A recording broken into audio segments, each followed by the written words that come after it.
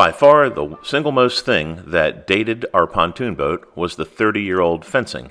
It had old graphics that had been faded, plus it was just not very contemporary looking. We originally tried to scrape them off with a razor blade, but since the aluminum was dimpled, it was almost impossible to get to it with a razor blade.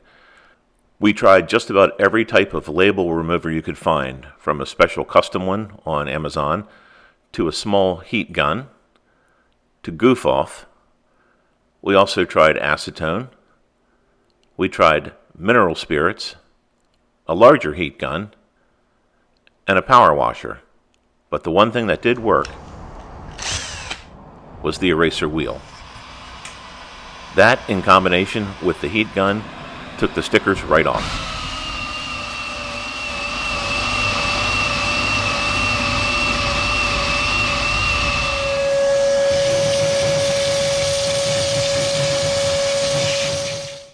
Because this fencing is so old, it was fixed to the 1.25 inch tubing with about 1,000,000 rivets.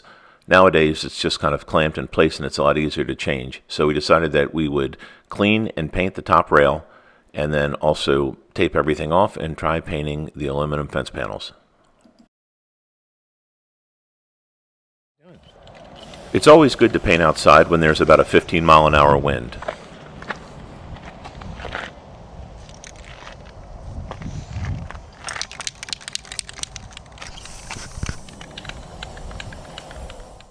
With the exception of a few dents and holes from previous incidents prior to us owning it, the tubing actually came out pretty nice once it was painted. Then we reassembled everything in the driveway to make a virtual pontoon boat, and then we used blue tape to mark where we were going to put all the new furniture.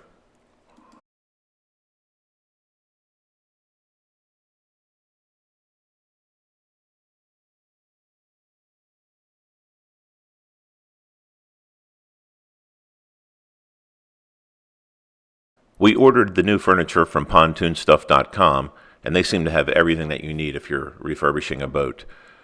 In the back here on the right-hand side is where the fuel tank's going to go, and on the left-hand side I'm going to put the dual battery setup.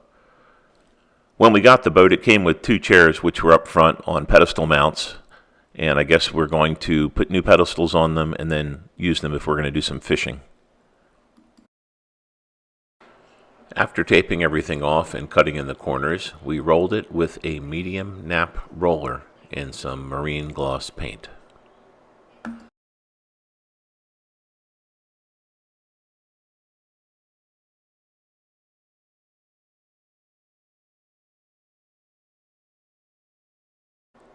The particular paint we used was Blue Water Marine Paint Mega Gloss, and it was thinned with naphtha, and it did a nice job. Once everything was rolled out with 2 coats to cover everything, we pulled the old painter's tape off, and it looked pretty good.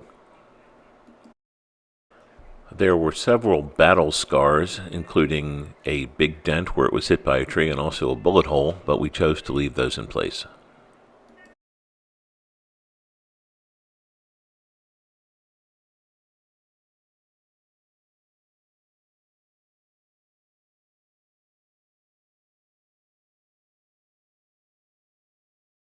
When the painting was all completed, everything looked really good, and we were going to put some accent stripes on the bottom and then also some graphics later on.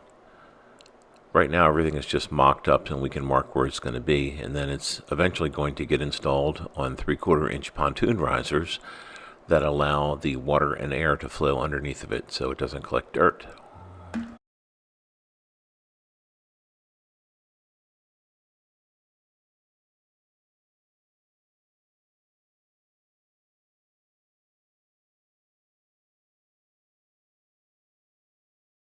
Once all the railings were mocked up, I had to mark where everything went, including the fuel tank. And since I couldn't reach the brackets that held the fuel tank to the deck, I had to mark them with a Sharpie and then pull everything off without disturbing it and screw those down later.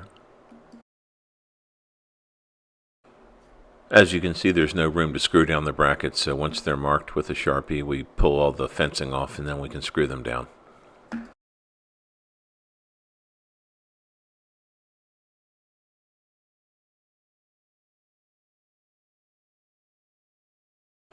Here my wife is applying the stripe to the bottom of the fencing, and it was very meticulous and required a lot of effort to make sure everything was nice and straight and level.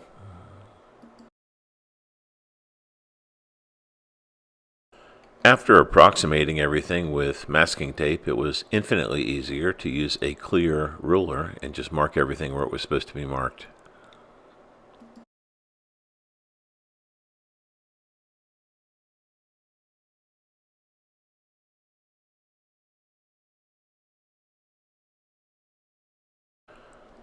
The stripe that we used had an adhesive on one side, and then once it was in place, it had a clear sheet over the top that held everything in line, and it required a little bit of dexterity to get all the bubbles out and get everything nice and smooth. The end result was really nice, though.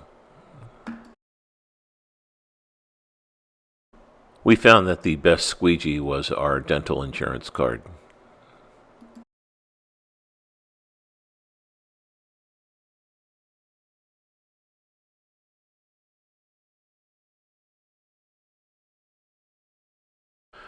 This is what the striping looked like after it was applied to the panels and they were put in place on the boat. Before we install the paneling, everything is going to have a 3/8 inch riser underneath of it, and it will allow for water and air to flow underneath of the bottom of the fencing to eliminate mold and dirt.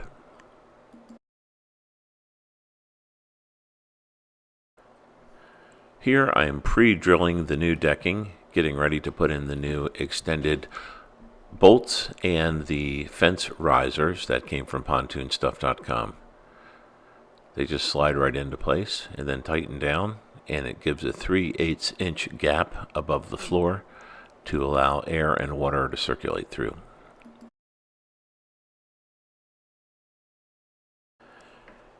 Here are the parts that I used: the 3/8 inch pontoon fence risers and also the bolts that hold everything in place. They're 3.5 inches, and they give you enough bolts and nuts and washers to go all the way around the deck.